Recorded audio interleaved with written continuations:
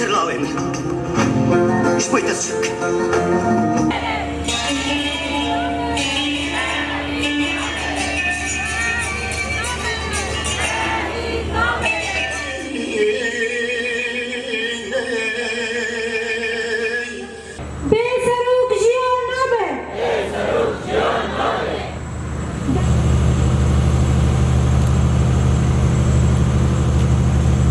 وصلاف وحزار الصلاف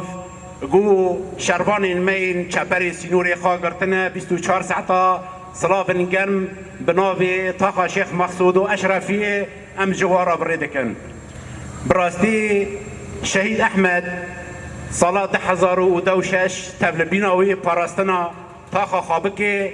تبی آسایش بو جبرگه حوال احمد دهندر مالباتك كده مالباتك جو ولات باريس دخازي جو ولات خاب باريزي تلي خالسر ولات خابو تبلبيناوي هات شكرن لي شهيد احمد گرماییاوی رحی حوالتیاوی جوانتیاوی د شرع ترفع دا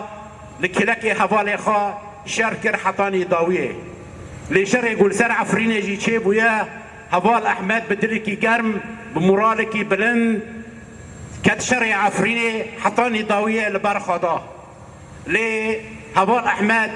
هگر امجم شهید احمد بساکنن اگر که حوالکی بخواستا گمورال بگرتا د شخصیت حوال احمد دهادیتن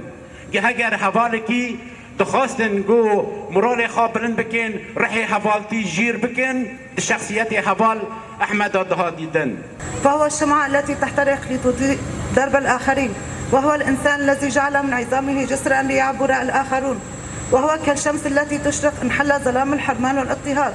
وبدمائهم الطاهرة تروى وتسقى أراضينا فالشهداء هم قادتنا المعنويون ونحن كقوى الأمن الداخلي نعاهد شهدائنا بأننا سنكمل مسيرة نضالهم لتحقيق أهدافهم بتحرير كامل أراضينا من رجس الإرهاب كما نعاهد القائد بأننا على فكره وفلسفته سائرون حتى تحقيق النصر وحرية كافة الشعوب وسنقاوم ونحارب حتى آخر نقطة دم في جسدنا الرحمة لشهدائنا والنصر لقضيتنا. لقد صدرت بشهادتك هذه أسمى درجات العز والفخر والشرف والتضحية. لقد خلدت اسمك أيها الشهيد في عقولنا وقلوبنا فشهادتكم نعتز بها ونتخذ منها نبراسا وشمسا للحرية تضيء ماضينا وحاضرنا ومستقبلنا. أيها الشهيد سوف تبقى خالدا في صفحات التاريخ يرحلون جسدا ويبقون نبضا للثورة والحرية والسلام.